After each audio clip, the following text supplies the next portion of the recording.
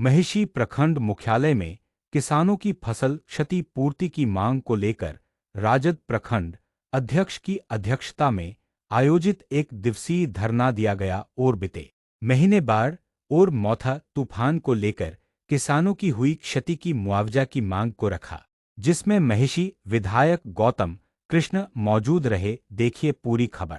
अभी हम लोग महिषी प्रखंड में धरना कार्यक्रम कर रहे हैं फसल क्षतिपूर्ति की मुद्दा को लेकर के। मैंने सभी प्रशासन के साथियों को, वीडियो को, सीओ साहब को, सबसे मैंने आग्रह किया है, गरीबों का हित, किसानों का हित के साथ कभी अनदेखा मत कीजिए। बाबा साहब अम्बेडकर का दिया हुआ अधिकार के साथ आप कोई छेड़खानी मत कीजिए।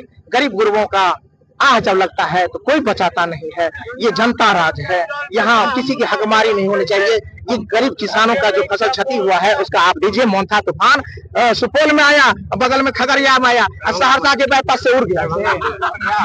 ऐसा तो नहीं हुआ। 60,000 आया था। अगर 60,000 आया तो क्यों दिया गया? क्योंकि आपको वोट की जरूरत थी और आज वोट की जरूरत नहीं है। इसलिए गरीबों के हक के साथ कभी अन्याय मत कीजिए। फिर हम लोग बात करेंगे सर। बहुत उससे भटका रहा है। मंदिर के नाम पर, मस्जिद के नाम पर भावनात्मक मुद्दे को लेकर के आगे बढ़ा है। जो हमारा जेन्युइन मुद्दा है, जो भूख का मुद्दा है, जो रोजगार का मुद्दा है, जो भाईचारा का मुद्दा है, जो अपने विकास को निर्धारित करने का मुद्दा है, उससे भटक रहा है। तो मैं ये नहीं कहूंगा कि कल गौतम कृष्ण वीडियो से विधायक बन के जीत के आपके बीच में आया और तूफान खड़ा कर देगा। ये कोई जादुई छड़ी नहीं है कि हम लोग तूफान खड़ा कर देंगे, अमूल चूल परिवर्तन कर देंगे, ये भी तय है। लेकिन मैं आप सभी बुद्धिजीवियों के सामने में कुछ बात और प्रश्न रख करके सामने आया हूं। मैं कहता हूं मैं दुनिया बदल नहीं सकता हूं, मिटा दूंगा, ये भी संभव नहीं है।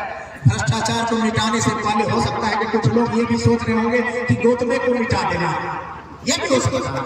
तो भ्रष्टाचार मिटता है कि गौतम कृष्ण को मिटा देगा कि इस बुद्धिजीवी समाज और सामाजिक ताने बाने को पिरो करके गरीबी के मुद्दे पर लड़ने वाले समाज को मिटा देगा, ये प्रश्न बात है।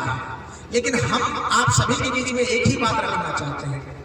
मैं ये नहीं कहता हूं कि जैसा मैं हूं वैसा आप बन जाए, लेकिन एक बात कहता हूं, हम लोगों को अपने बारे में सोचने का अधिकार है, लेकिन उसके साथ नैतिकता का बंधन ये है कि सामने वाले के हितों का भी ख्याल रखना होगा। सामने वाले का अगर पेट कट रहा होगा, सामने वाले का अगर शांति भंग हो रहा होगा, तो हमें निश्चित रूप से अपने आगे बढ़े हुए कदम को भी पीछे चलाने की जरूरत पड़ती है कि शायद मेरे आगे बढ़े हुए कदम किसी को नुकसान तो नहीं पहुंचा। तो मैं आप साथियों से कहना चाहता हूं कि आज यह धरना प्रदर्शन कोई उग्र धरना प्रदर्शन नहीं है।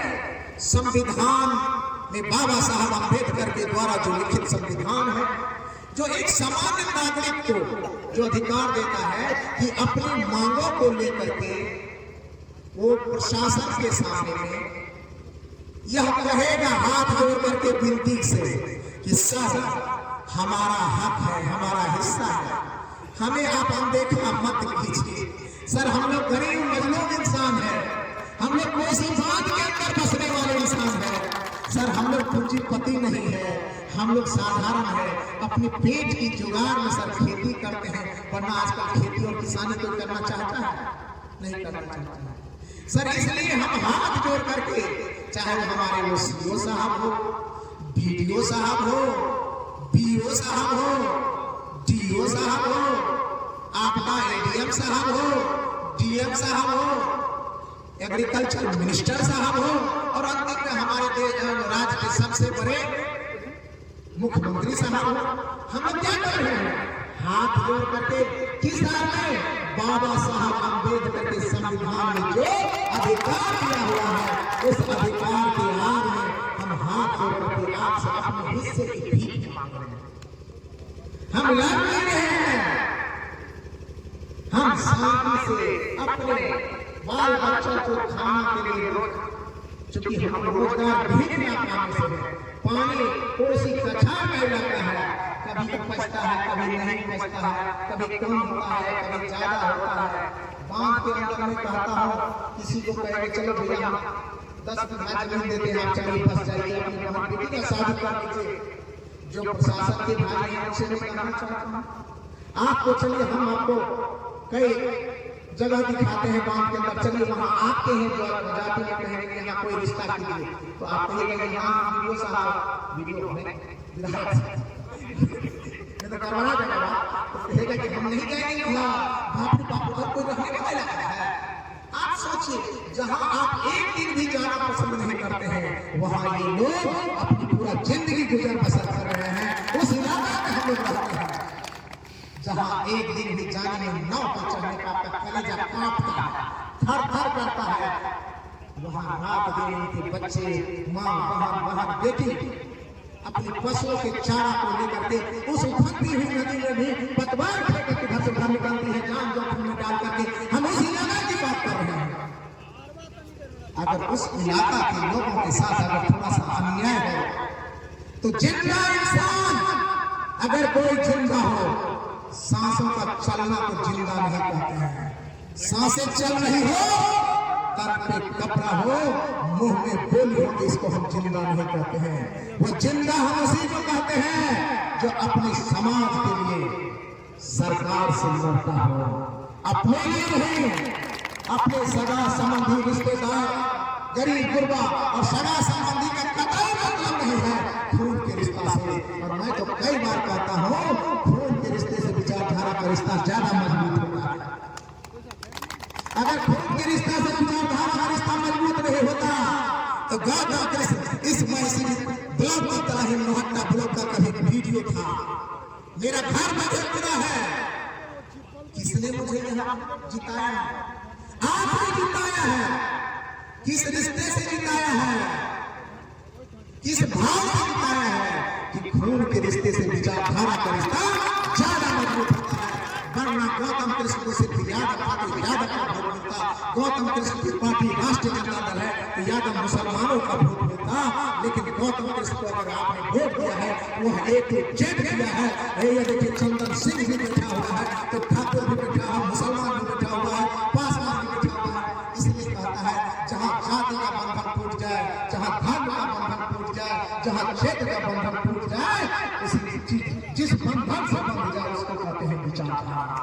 क्या मुद्दा आप लोगों का? आज बिहार सरकार के दोहरी नीति के द्वारा हमारे मैसी विधानसभा के लोकप्रिय विधायक श्री गौतम कृष्ण के द्वारा बिहार राज्य फसल सहायता एवं इनपुट अनुदान से मैसी प्रखंड को वंचित किए जाने के कारण एक दिवसीय धरना का आयोजन किया गया।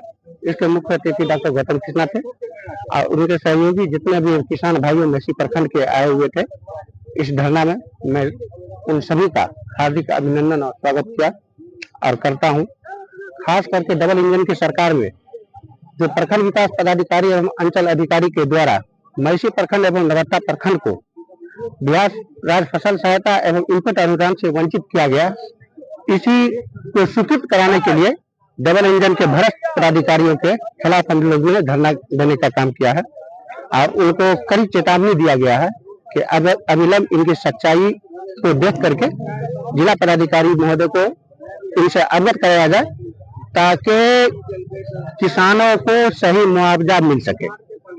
और मुझे यकीन है कि किसानों को सही मुआवजा मिलेगा, इसलिए कि जब चुनाव का समय था तो विदाउट परमिशन के आचार संहिता में वोट लेने के कारण जिया सूची के माध्यम से सरकार के पदाधिकारी, प्रखंड विकास पदाधिकारी, अंचल अधिकारी एवं जिला पदाधिकारी के द्वारा 7,000 रुपये दे करके उन्होंने ये खुद स्पष्ट कर दिया था कि बाढ़ आई है और बाढ़ आया है।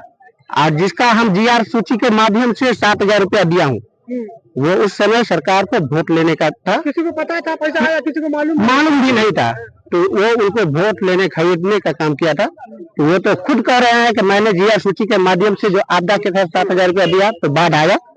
बाढ़ आने के बाद जब वो वोट उनको मिल गया तब जाकर के प्रखंड के सभी गरीब किसानों को मुआवजा देने से इनकार किया गया। मैं प्रखंड विकास पदाधिकारी नहीं, अंचल अधिकारी को कड़ी चेतावनी देता हूँ कि मैसी प्रखंड विधानसभा के नवहट्टा प्रखंड और मैसी प्रखंड में सभी किसानों को उचित मुआवजा इनपुट अनुदान के द्वारा दिया जाए, नहीं तो आंदोलन जारी रहेगा।